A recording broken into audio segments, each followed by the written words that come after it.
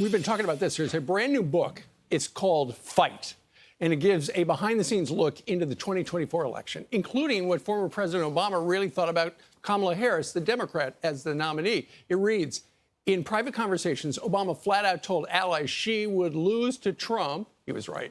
He did not think she should be the candidate and said, one confidant, he liked the idea of Michigan Governor Gretchen Whitmer at the top of the ticket and Maryland Governor Wes Moore at the bottom. He didn't want a coronation of Harris. Jonathan Allen is the co-author of this book, Fight, and it is a great book. And Jonathan, there was a fight within the Democratic Party about whether or not she was the one. Obama didn't want her, and he wanted an open convention, a little mini convention, and she just short-circuited everything. She did. There's this incredible moment on the day that Joe Biden decides to get out of the race. He's been getting all this pressure, and he calls her up, and it's been reported, the very broad outlines were reported as he tells her he's getting out. She says, are you sure? He says yes, and that's it. Right. There were actually 2 phone calls between them because she had to beg Joe Biden to make a quick endorsement, right? What? As soon as he gets out, she's got to get the delegates. She's got to get her whip operation, call all the members of Congress, the governors, whatever. And Biden's like, I'm getting out. I might endorse you like on Thursday, like a few days later. I want to take a victory lap, sure. Soak in my moment. And she's like, Joe, you have got to endorse me. So they go back and forth on this before Biden does it. Obama definitely did not think she should be the Democratic nominee. He would not endorse that day either. He would not endorse that day either. She talked to him. He said to her, I don't want to put my thumb on the scale. She was disappointed, but not necessarily shocked because he'd been behind the scenes trying to undermine her for the last several weeks before Biden even got out. And, of course, the reason that Joe Biden stepped out was because he is not the Joe Biden who got elected 4 years earlier. And in your book, you talk a little bit about how aides, they all knew what was up. They used shiny tape to show him where to go. They had a lot of makeup, even if he was doing a Zoom call. He was a mess. Yeah, he needed, again, fluorescent tape on the floor to show him where to go. He needed teleprompters to talk to small groups, small donor groups.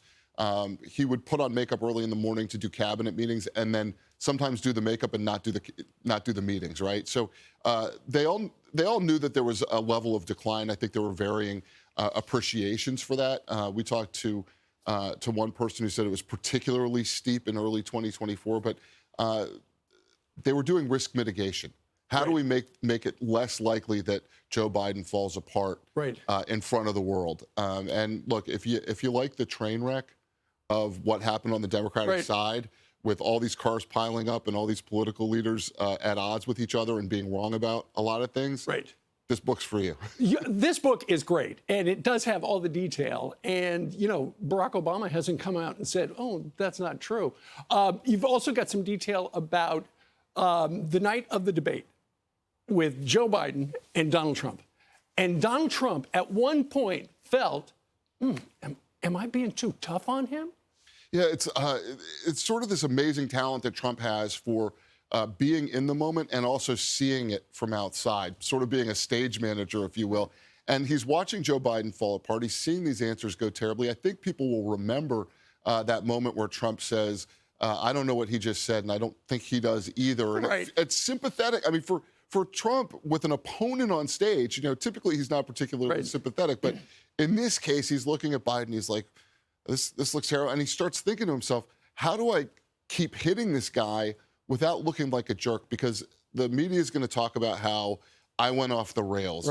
And I need to just kind of keep it in and not look like a jerk, not come off poorly. And so he reins it in. But that's what's going on, according to our sources, in Trump's mind as he's on the stage with Joe Biden. Well, you and your co-author wrote the definitive book about the train wreck that was Hillary Clinton's campaign, and now you're back with this. It is a great book.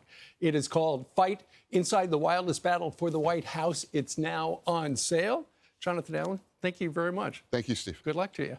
I'm Steve Ducey. I'm Brian Kilmeade. And I'm Ainsley Earhart. And click here to subscribe to the Fox News YouTube page to catch our hottest interviews and most compelling analysis.